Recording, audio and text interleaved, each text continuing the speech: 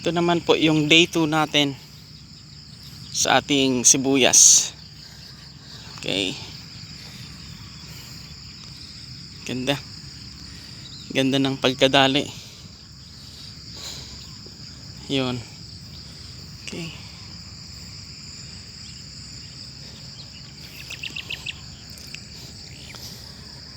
Monitor natin kung may mga langgam.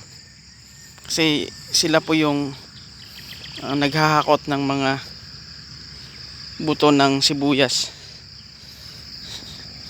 So far wala pa naman tayong nakitang bahay ng langgam, which is very effective yung ating nilagay na protection bago natin i-broadcast yung buto.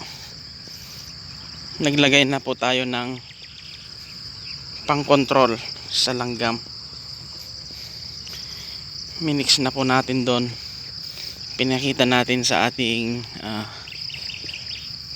vlog.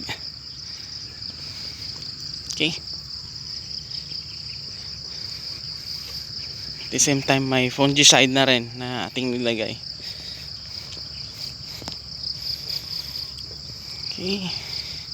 Ang next na activity natin dito mga ka-LG is mag-spray ng pandamo.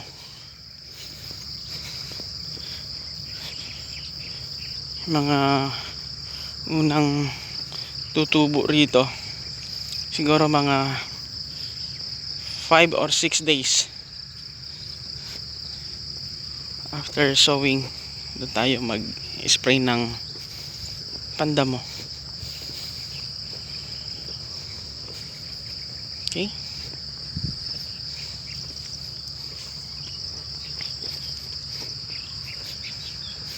Meron tayong kaibigan na technician na pumunta rito sa atin.